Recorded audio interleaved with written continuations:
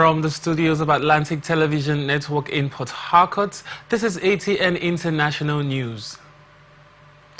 First, the headlines. Kenyan police fire tear gas at protesters. Dry weather threatens cocoa crop in Ivory Coast. Gas explosion kills 3 police officers in Egypt. Trump loses appeal of Jean Carroll's defamation. 413 protesters to be freed in Venezuela. Serbia court sentences parents of mass shooter, and naval drone destroys Russian helicopter. These and more stories still come your way in a moment. Please stay with us.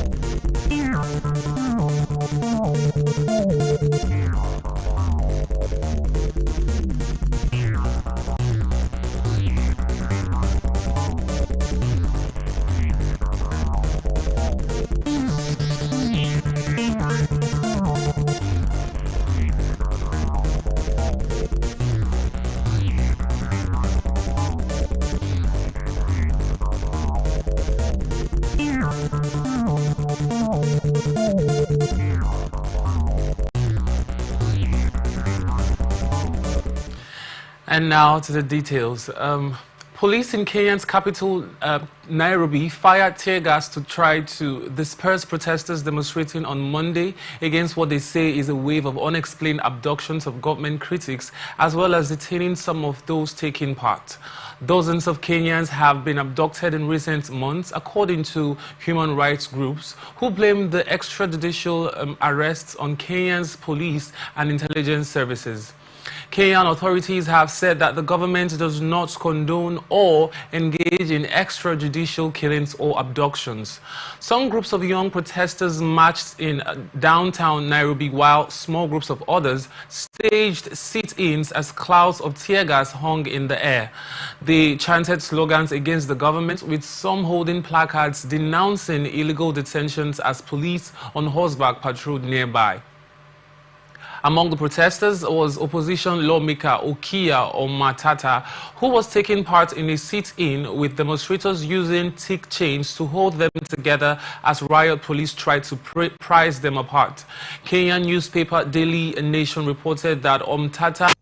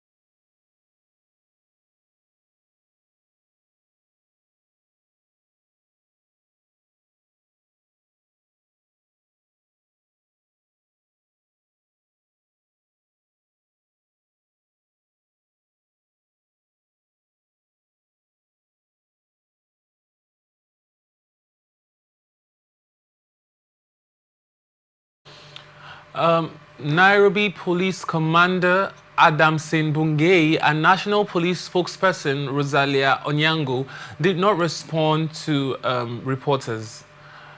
The alleged abductions followed anti-government protests that started in June this year. Initially aimed at overturning proposed tax hikes, the demonstrations eventually evolved into a movement that cut across Kenya's traditional ethnic divisions, becoming the biggest threat to the incumbent President William Ruto's government. No rain fell last week in most of Ivory Coast's main cocoa regions, and farmers said on Monday that the dry weather could damage bean quality and tighten supply from February. The world's top cocoa producer is in the dry season that runs from mid-November to March, when rainfall is low.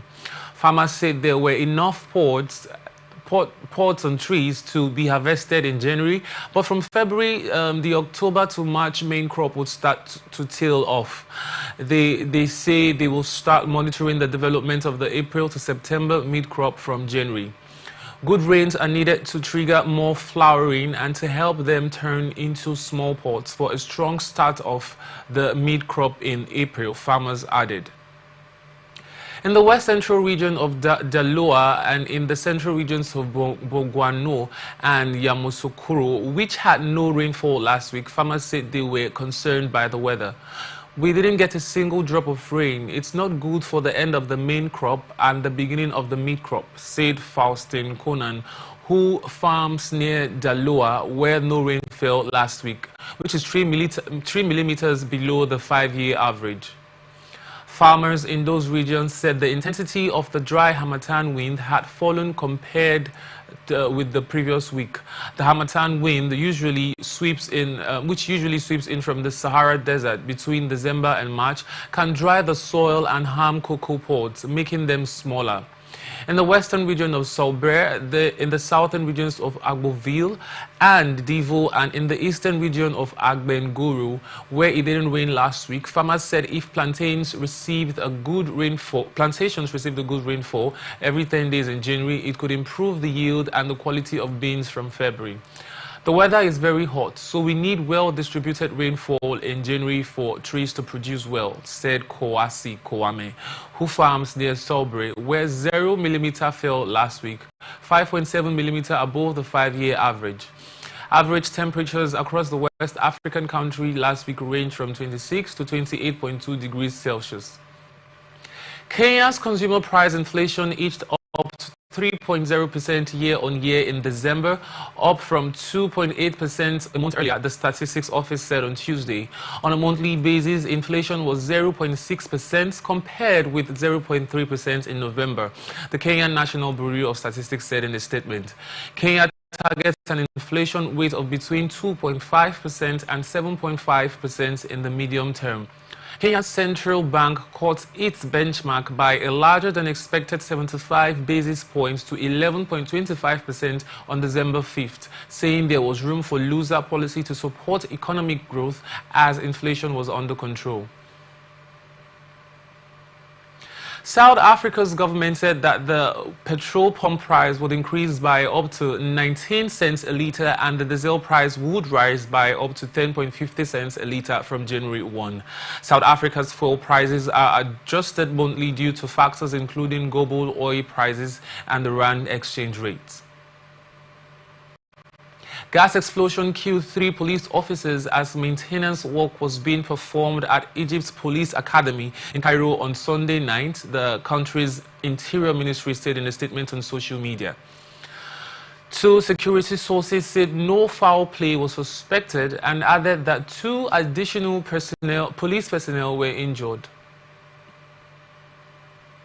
Trinidad and Tobago declared a state of emergency on Monday as the government braced for reprisal shootings after an attempt on a gang leader's life, officials said. The dual-island Caribbean nation off the coast of Venezuela will use the emergency to launch an anti-gang crackdown, authorities said. Defense forces will become de facto police officers, and both are allowed to conduct searches without a warrant. Minister in the office of the Prime Minister, Stuart Young, said at a press conference. Bail will be suspended, and those suspected of committing a crime can be held for 48 hours without a charge. That could be extended another 7 days by court approval, Young said. On Saturday, armed gunmen shot down a known gang leader who was leaving the police station, killing a member of his crew, according to Trinidad and Tobago Newsday. The report did not name the gang leader. But on Sunday evening, 5 men were shot dead in what is believed to be an act of retaliation, ATN reported. Trinidad and Tobago has seen a record number of murders this year. 3 suspects were arrested on Monday in the death of a Mexican migration agent who was found earlier in the day with no signs of life, state security and immigration officials said. The death of the agent marked a rare case of deadly violence against agents weeks before an expected crackdown on immigration once U.S. President-elect Donald Trump takes office. State investigators confirmed the migration agent suffered a head injury and was found with no vital signs. His body also showed signs of violence, according to a statement from public security officials with northern Chihuahua State. The statement said that the 2 Venezuelan men had been taken into custody.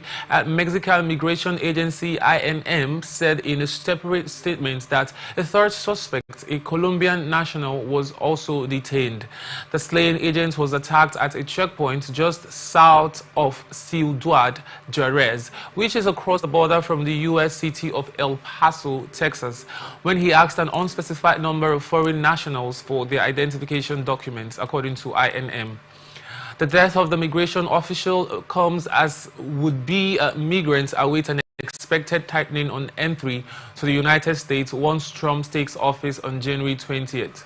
Hundreds of U.S.-bound migrants are waited in long lines outside an immigration office in southern Mexico on Monday, hoping to secure safe passage north and enter the U.S. legally before Trump returns to power.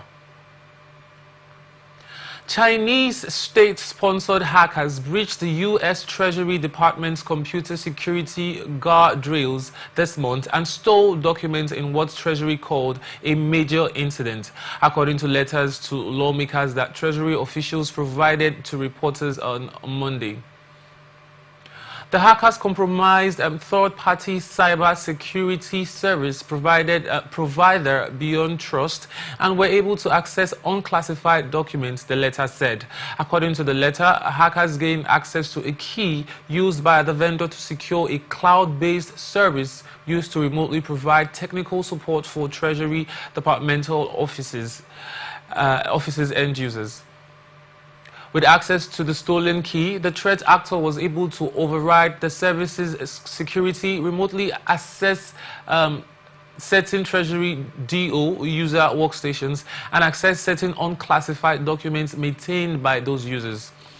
The Treasury Department said it was alerted to the breach by Beyond Trust on December 8 and that it was working with the U.S. Cybersecurity and Infrastructure Security Agency, CISA, and the FBI to assess the hack's impact. Tom Hegel, a threat researcher at cybersecurity company Sentinel-1, said the reported security incidents fit a well-documented pattern of operations by PRC-linked groups, with a particular focus on abusing trusted third-party services, a method that has become increasingly prominent in recent years, he said, using an acronym for the People's Republic of China. Federal appeal court on Monday upheld a $5 million verdict that E. Jean Carroll won against Donald Trump when a jury found the U.S. president-elect liable for sexually abusing and later defaming the former magazine columnist. A unanimous 3-judge panel of the Second U.S. Circuit Court of Appeals in Manhattan rejected Trump's argument that the trial judge should not have let jurors hear evidence about the Republicans' alleged past sexual misconduct, making the trial and verdict unfair. The court said that the evidence, including Trump bragging about his sexual prowess on an Access Hollywood video that surfaced during the 2016 U.S. presidential campaign, established repeated idiosyncratic pattern of conduct consistent with Carroll's allegations. The May 23, 2023 verdict stemmed from an incident around 1996 in a Baird Golf Goodman department store dressing room in Manhattan, where Carroll, now 81, said Trump raped her, and an October 22, 2022 Truth Social post where Trump denied Carroll's claim as a hoax. Though jurors in federal court in Manhattan did not find that Trump, 78, committed rape, they awarded the former Elle magazine advice columnist $2.2 million for sexual assault and $2.98 million for defamation. It was not clear if any appeal would go to the U.S. Supreme Court. Trump tapped Cheung last month to be his White House communications director. Roberto Kaplan, a lawyer for Carroll, said in a statement, "Agent Carroll and I are gratified by today's decision. Carroll's case are continuing despite Trump's having won a second four-year White House term in 1997. In a case involving former President Bill Clinton, the U.S. President's court ruled unanimously sitting presidents have no immunity aids from civil litigation in federal court over actions predating and unrelated to their official duties as presidents." Venezuelan Attorney General Tarek Saab said on Monday that 413 people arrested over election protests are to be freed, taking the total number of prisoners released to be 1,369. In recent weeks, Saab has announced a series of releases of groups of the more than 2,000 people who were arrested for taking part in protests after the July election.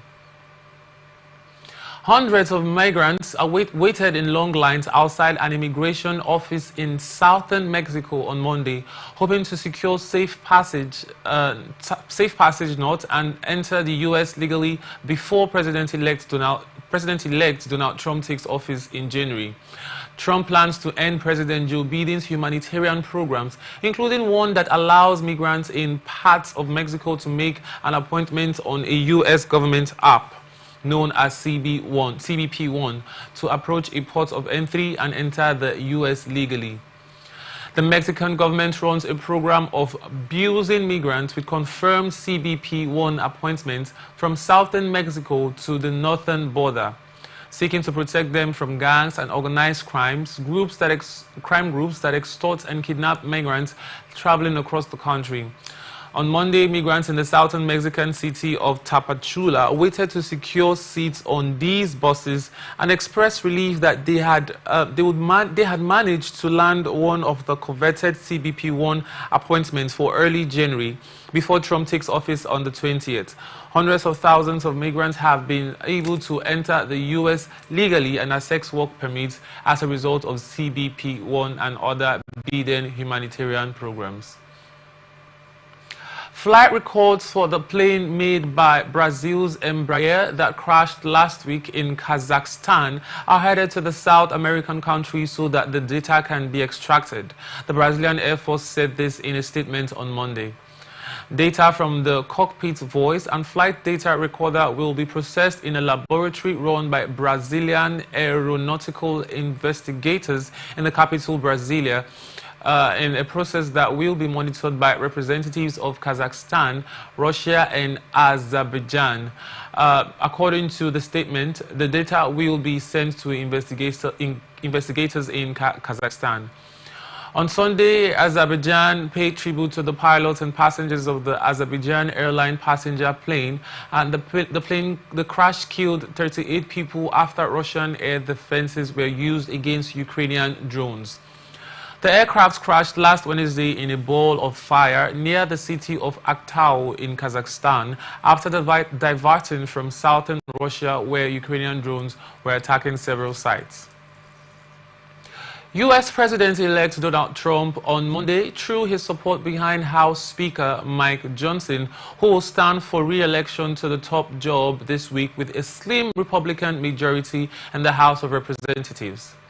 Speaker Mike Johnson is a good, hard-working and religious man. He will do the right thing and we will continue to win. Mike has my complete and total endorsement, Trump said in a post on Truth Social. The House is scheduled to elect a speaker on Friday following the swearing-in of the new Congress.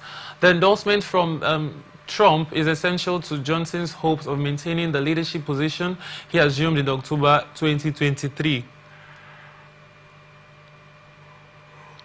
The job put him in a close working relationship with Trump, who returns to the White House on January 20th. 34 Republicans voted against Johnson's stopgap funding bill in December, raising questions on whether some of them would support Johnson's next bid for the speakership because they argued the legislation favored Democrats. No other Republican has publicly challenged Johnson for the leadership position, but lawmakers have wide latitudes to cast votes for whoever they want, including citizens who are not members of the House. The chamber went 3 weeks without a speaker in 2023 after a small group of Republicans voted to oust then Speaker Kevin McCarthy. If Johnson or another Republican is unable to coalesce a majority of support, the chamber could be without a speaker in time for the official certification of Trump's victory on January 6th, sparking an uncertain path forward as it is difficult for the House to do business without a speaker. Whoever ultimately does obtain the Speaker's gavel likely will have to temporarily govern with even a tighter majority after Trump's January 20th inauguration, as he has picked 2 House Republicans to join his administration. New York's governor on Monday ordered prison reforms and began the process of firing correction officers who earlier this month beat a restrained black inmate who died a few hours later.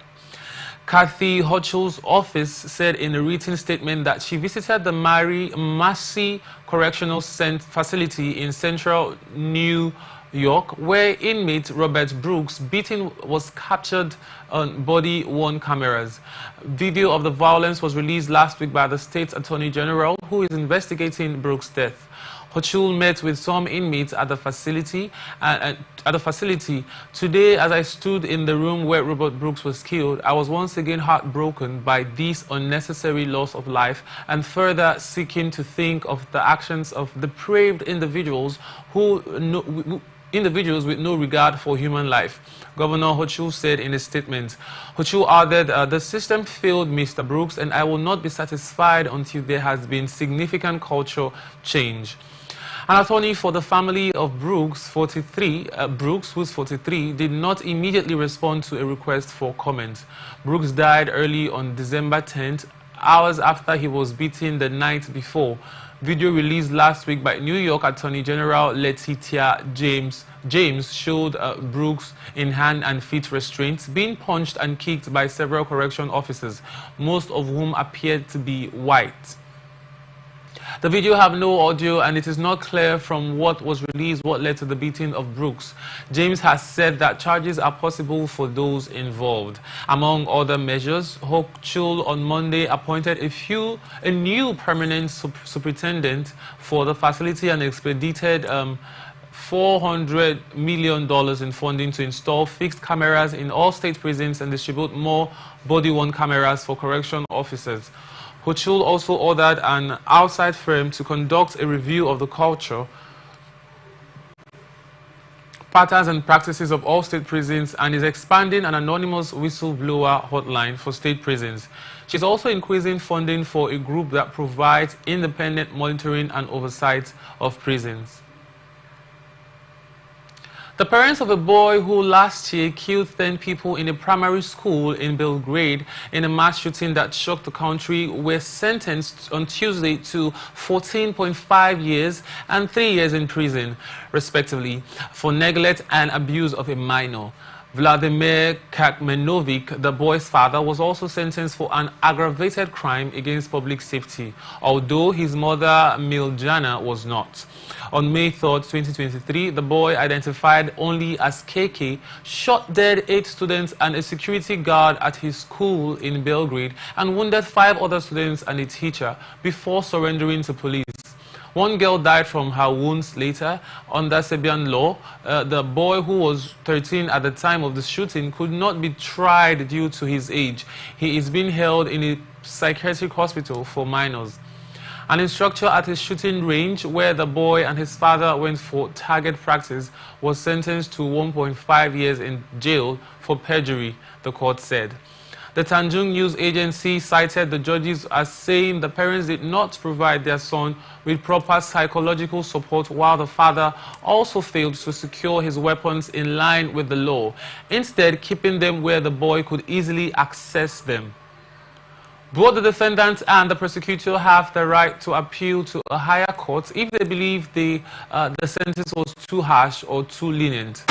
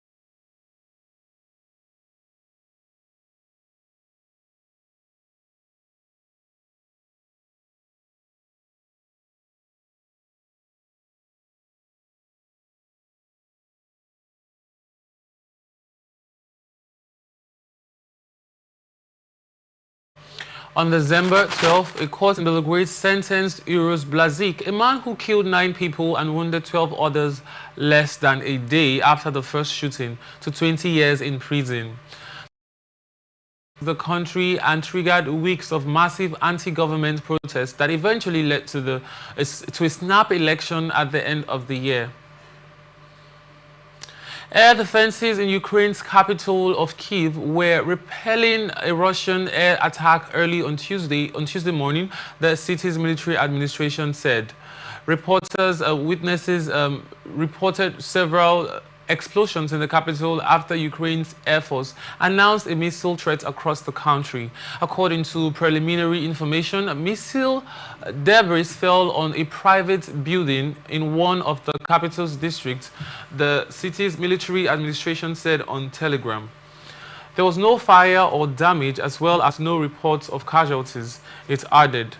Separately, unidentified infrastructure was hit in a Russian missile attack in the town of Shotska. In the northern Sunny region, authorities said on Telegram. Local Telegram channels reported rounds of explosions in the area.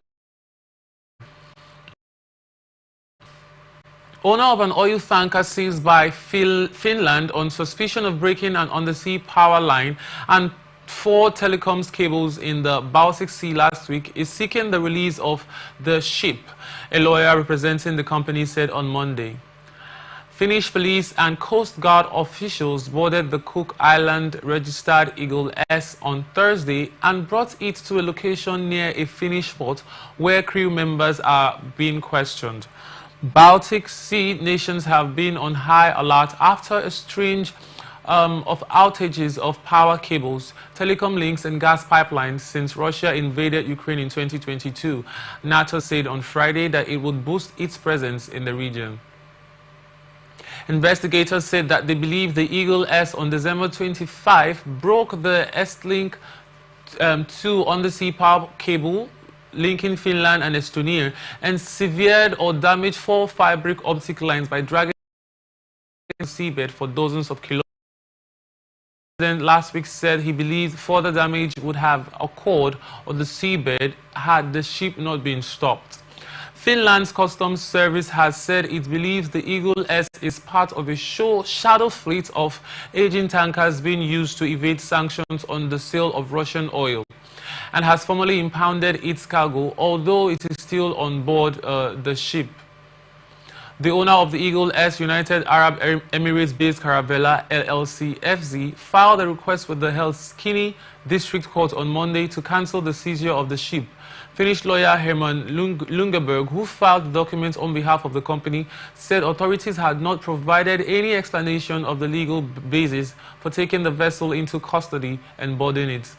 The Finns have hijacked a vessel, Junberg told reporters. He said the crew had been interrogated by investigators without any legal assistance and that they had been deprived of. Military intelligence said on Tuesday one of its naval drones had destroyed a Russian helicopter and damaged another one in the Black Sea in a battle near Cape Takhanot on Crimea's west coast on Tuesday. A Magura V-5 maritime drone equipped with missiles hit a Russian Mi-8 helicopter, Ukraine's GUR spy agency said on Telegram. GUR said it was the first time a Ukrainian naval drone had drowned an air target. Reporters could not independently verify the report. There was no comment from Russia. Mikhail Razvozave, the Russia-appointed governor of Sevastopol in Crimea, said on Telegram that 2 unnamed drone vessels were destroyed near the coast overnight. Following Russia's full-scale invasion in February 22, Ukraine has ramped up drone production and developed naval attack drones. The downing of a Russian helicopter by a Ukrainian naval drone was also reported by the prominent Russian military blogger Voeny Ozbendomitel. The GUR said a second Russian helicopter managed to get to the airfield after it was damaged in the attack. In grainy footage released by GUR, a helicopter flying over water could be seen targeted by several projectiles. The aircraft is filmed falling down after the attack, and reporters could not immediately verify the video. Kiev's military has used maritime drones to strike Russian warships and facilities on the Crimean Peninsula seized and annexed by Moscow in 2014. We'll go on a short break, and when we return, we'll continue with the next of the stories.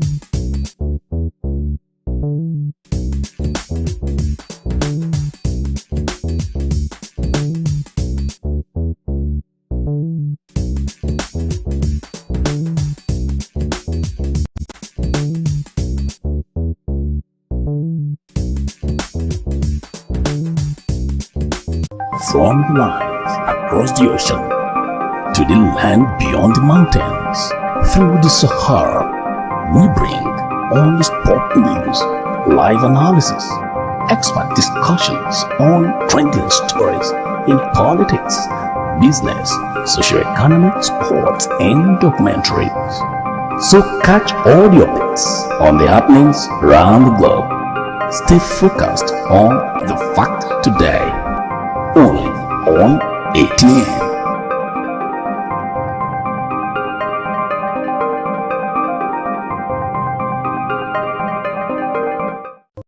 From the lines across the ocean to the land beyond the mountains, through the Sahara, we bring all the sport news, live analysis, expert discussions on trending stories in politics, business, socio-economic.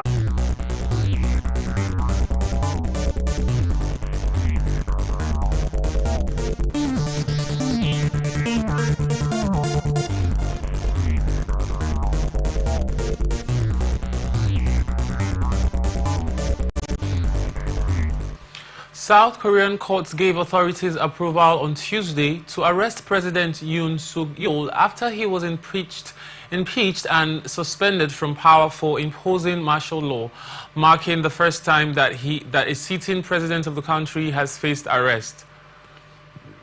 The Corruption Investigation Office for High-Ranking Officials, CIO, confirmed the Seoul Western District Court approved an arrest warrant requested by investigators examining Yoon's short-lived imposition of martial law. Investigation on allegations that he was the leader of an insurrection, one of the few criminal charges from which a South Korean president does not have immunity. Separately, his trial on impeachment is being heard at the Constitutional Court. The arrest warrant for an incumbent president is unprecedented and deepens the political crisis that has engulfed South Korea, Asia's fourth largest economy and a key U.S. ally. Prime Minister Han Duck-soo, who took over from Yoon as acting president, has also been impeached by Parliament, which is dominated by the opposition. Finance Minister Choi Sang-mok, who took over as acting president after Han's impeachment, has been dealing with Sunday's crash of Jeju Air Flight 7C-2216, which killed 179 people in the deadliest air disaster on South Korean soil. The current arrest warrant is viable until January 6, and once it is exercised, Yoon is expected to be held at the Seoul Detention Center, Yonhap News Agency said, citing the CIO. It was unclear when or how the arrest warrant for Yoon will be carried out. South Korea's Presidential Security Service said in a statement on Tuesday that it will treat the arrest warrant according to due process. The court also approved a search warrant for Yoon's residence, the CIO said. Previously, police tried but failed to successfully raid the presidential office as part of the investigation and due to the Presidential Security Service blocking accesses. South Korea's acting president Choi Sang-mok said on Tuesday he would immediately move to fill vacancies on the Constitutional Court in an effort to restore stability after the impeachment of two of his predecessors this month triggered political turmoil. Finance Minister Choi became acting leader on Friday after the impeachment of Prime Minister Han Duck-soo, who had been acting president since December 14. When Yoon Suk-yeol was suspended from power after a short-lived attempt to impose martial law on December 3rd, Choi said he would appoint two Constitutional Court justices immediately and a third when ruling and opposition parties can agree on nominating a candidate. Having succeeded as acting president on December 27, I decided to appoint Constitutional Court justices because of the urgency of ending political uncertainty and social conflict as soon as possible, to stop the possibility of crisis in the economy and people's livelihoods, Choi said in a cabinet meeting. South Korea's constitution requires 6 justices to agree on the ouster of an impeached president, but the 9-member court had 3 vacancies, so the current justices would have had to vote unanimously to remove Yoon.